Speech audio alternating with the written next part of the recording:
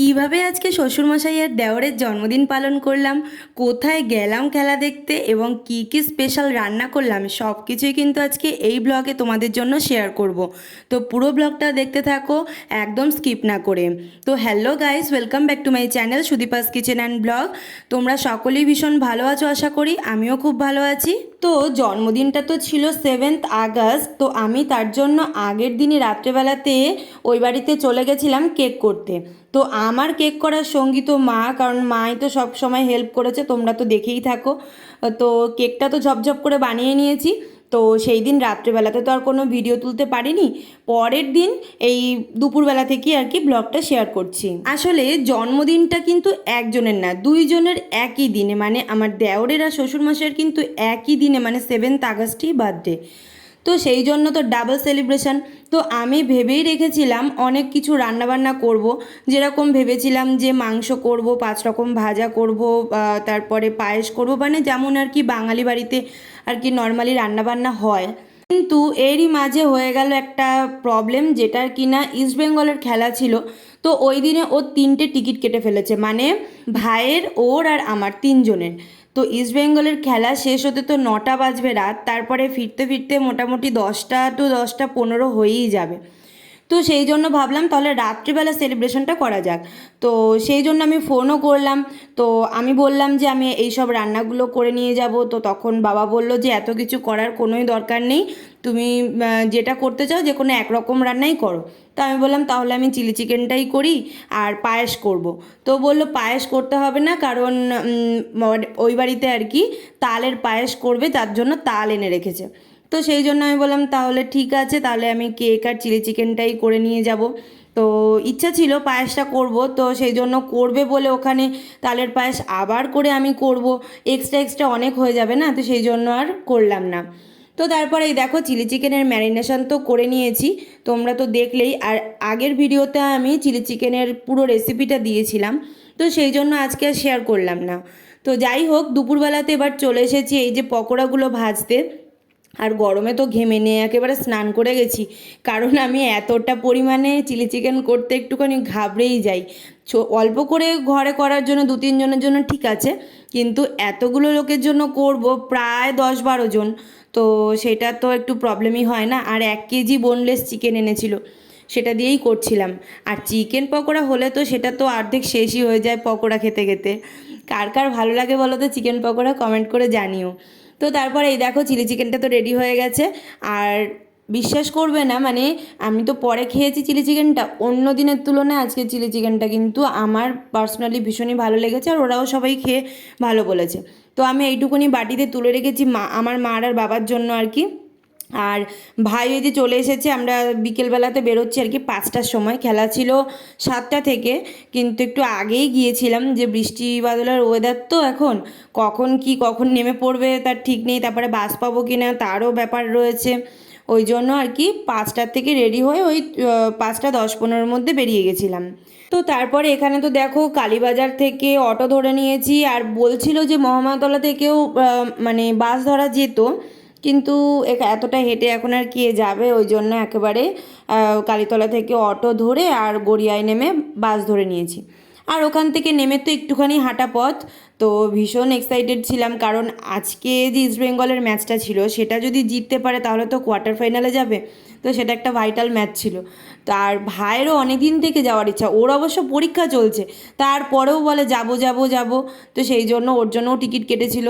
তো তারপরে তো ওই 3 জনে চলে এসেছি, আর নানান রকম যে সমস্ত চেকিং টেকিং যা যা হয় সেগুলো তো হয়ে গেছে, ওখানে তো আর ভিডিও তুলতে পারবো না, নাহলে পুলিশ আমাকে ডান্ডা দিয়ে ঠান্ডা করে দেবে। যা হোক, কী আর বলবো। এবার ভেতরে চলে এসেছি, আমরা অনেকটা আগেই চলে এসেছি, বললাম না 5টা 10-15 বেরিয়ে গেছিলাম, তো আসতে তো বেশি সময় লাগে না, মুকুন্দপুর আসতে বা কতটুকুই বা সময় লাগে, আর কিশোর ভারতী স্টেডিয়াম কাছেই তো। তো সেই জন্য এসেছি, কয়েকটা লোক ছিল তখন। তারপর এই খেলা দেখতে দেখতে এইসব মটর বাদাম ঝুড়ি ভাজা হ্যান ত্যান ওইসব খাবে বলে কিনেছে, আর তারই মধ্যে হয়ে গেল ঝামেলা। এখানে কার সঙ্গে কি হয়েছে জানি না, কে কাকে, আর মুখে তো খুব শুদ্ধ ভাষা সবার, ওই জন্য মানে একটা ঝামেলাই লেগে গেছিলো। তারপরে তো খেলা শুরু হয়ে গেছে, আর প্রথম থেকেই আমরা 2 গোলে এগিয়েছিলাম। ভীষণ মানে আনন্দে ছিলাম আর কি, কারণ প্রথম থেকেই 2 গোলে এগিয়ে থাকাটা একটা মানে চাপলেস হয়ে যাওয়া আর কি। যাই হোক, আর যতবার গোল হচ্ছে আমি আর কি ভিডিও তুলবো, তার আগে মানে ওই ক্রেজ দেখে আর ওই গোল দেখে আমি তো নিজেই লাফিয়ে উঠছি বারবার, ভিডিও আর কি তুলবো। এই জন্য এই পেনাল্টি শটের সময় আমি তুলেছিলাম কিছুটা আর কি।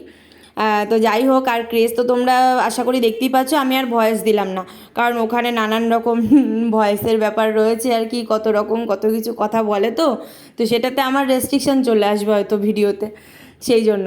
তো খেলা তো দেখা হয়ে গেছে, আর তখন বাজে প্রায় 9টা।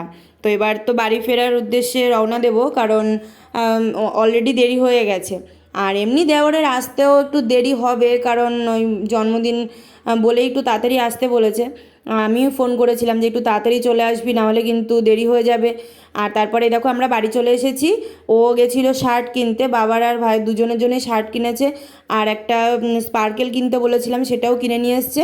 আর এদিকে যাবতীয় যা যা কেক বানিয়েছিলাম, চিলি চিকেন, ওগুলো সব রিক্সায় করে একবারে নিয়ে চলে এলাম। তার এদিকে দেখো বার্থডে বয় তো একদম রেডি রেডি হয়ে বসে আছে, আর এক বার্থডে বয় আসছে। একটু দেরি হয়ে গেছিলো, আর ভাইকেও নেমন্তন্ন করেছিল যে রাত্রেবেলা একসঙ্গে খাওয়া দাওয়ার জন্য। তো ভাইও চলে এসেছে, আর ভাই গিয়েছিল আমার সঙ্গে, আর আসেনি, ও বাড়ি গেছিলো, তারপর ফ্রেশ হয়ে আবার আসলো। আর এসে তো তারপরে বাবাকে গিফট দিয়ে দিল। ভাইও আবার মানে দেওরের জন্য আর শ্বশুরমশাই দুজনের জন্য আবার প্যান্ট নিয়ে এসেছে, বাবাই পাঠিয়েছিল। মা বলল যে নিয়ে গিয়ে গিফটটা হাতে দিয়ে আর কি হ্যাপি বার্থডে বলবি, তো সেই গিফট তো দিয়ে দিল। আর এবার হচ্ছে গিয়ে এই দেখো বাবা এদিকে পায়েস করেছে, আমি তোমাদেরকে তো বললামই তালের পায়েস করবে, তো সেইটাই আর কি ওখানে করে রেখেছে, আর লুচিটা ওদিকে ভেজে নিচ্ছে। আর তখন এই যে আর এক বার্থডে বয় চলে এসেছে। আমি বলি এরকম হাফ প্যান্ট পরে কেক কাটিস না। তো তারপরে আমি কেকটা আর কি আনবক্সিং করছি, আর কেকটা কিন্তু ভালোই সেট হয়েছে, কারণ আমি আগের দিন রাত্রেবেলা বানিয়েছি তো, আর পুরোটা ফ্রিজ হয়েছে। আর এই কেকটা তো ডিজাইন তোমাদেরকে দেখিয়ে দিয়েছি, ম্যাঙ্গো ফ্লেভারের করেছিলাম। তো ওটা তো পুরো খুলে টুলে নিলাম। আর এবার হচ্ছে গিয়ে ও আসতে আবার দেরি করছে, আসলে একটা ওষুধ আনতে গেছিলো দোকানে, তো তারপরে ও চলে এসেছে, আসার পরে এবার হচ্ছে কেক কাটিং হবে। তো আমি আর কি স্পার্কেলটা আর কি ধরিয়ে দিলাম, তারপরে দুজনে মিলে একসঙ্গে আর কি কেকটা কাটতে বললাম। তো কি বলবো আমি বুঝতে পারছি না, হ্যাপি বার্থডে টু ইউ বলে তো একজনের নাম বলতে হয়, আমি যে কার নাম বলবো, দুজন আমি কিভাবে বলবো বুঝতে পারছি না, সেটা নিয়ে এত হাসাহাসি হলো। তো যাই হোক, এই যে দুজনে মিলে একসঙ্গে কেক কাটছে। সেলিব্রেশনটা আমিও ভেবেছিলাম যে আমাদের এই বাড়িতে করলেও হতো, আর আরও অনেক কিছু ইচ্ছা ছিল, কিন্তু বললো যে রাত্রেবেলাতে অত কিছু করার দরকার নেই। আর এই যে যে পুচকুকে দেখছো, ও কিন্তু মানে আমার শাশুড়ি মার আর কি মানে স্টুডেন্ট। ওকে আর কি ওরও পরীক্ষা চলছে, তো একটু দেরি হচ্ছিলো বলে ও একটুখানি মানে নার্ভাস হয়ে যাচ্ছিলো, বাড়িতে গিয়ে বকা খাবে এই সেই, তো একটু ভয়ে ভয়ে ছিল, তো একটু দেরি তো হয়েই গেছিলো। প্রায় 11টা তখন বেজে গেছিলো। আরে দেখো কেক খাওয়াতে গেছে দিদা ভাবছে কী করছে আমার সঙ্গে।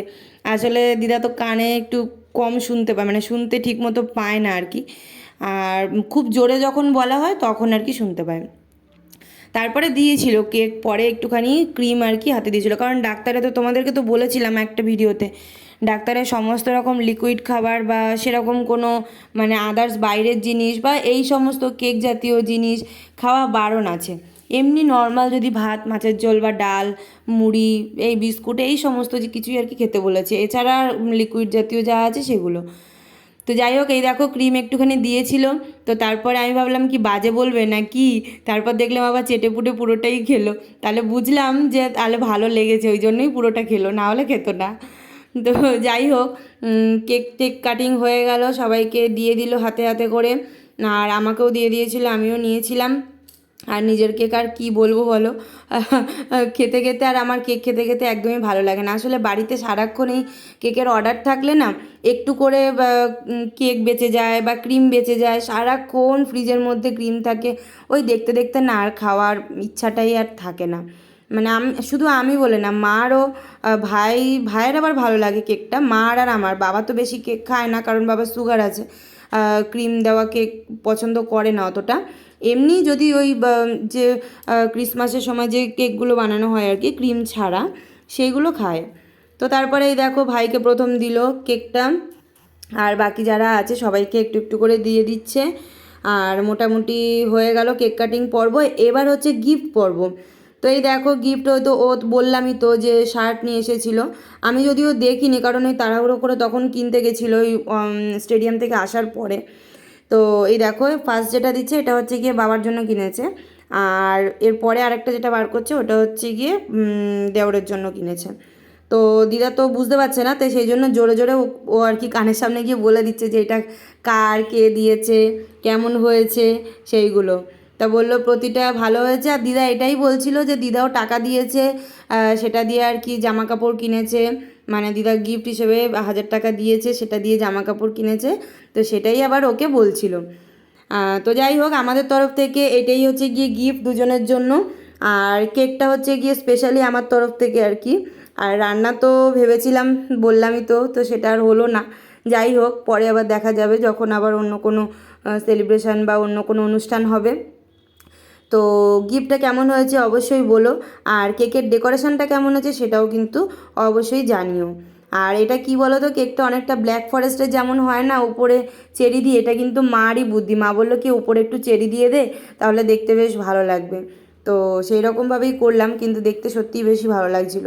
আর এদিকে দেখো দিদা যে শাড়িটা পরে রয়েছে না, এই যে শাড়িটা এটা হচ্ছে গিয়ে আমরা আর কি আমাদের বাড়ির থেকে যে তত্ত্বতে শাড়িটা দিয়েছিল আর কি দিদা শাশুড়ির জন্য, সেই শাড়িটা কিন্তু এইটা।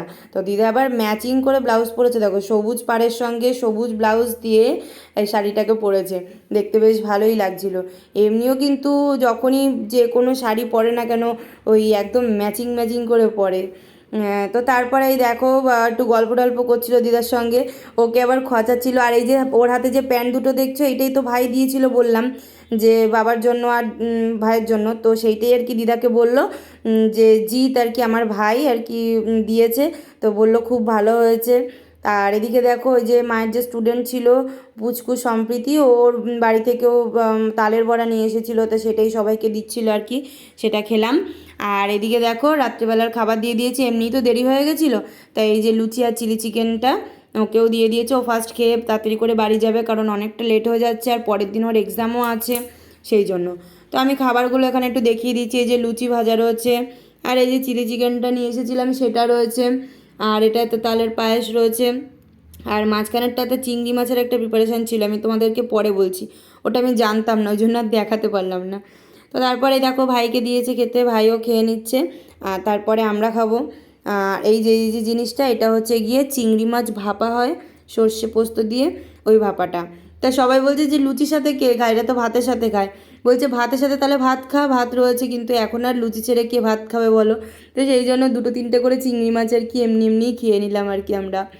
আর আমার তো লুচি খাওয়া জানো, ওই জন্য 5টা দিয়েছে, আমি 4টে খেয়েছি, একটা তুলে দিয়েছি।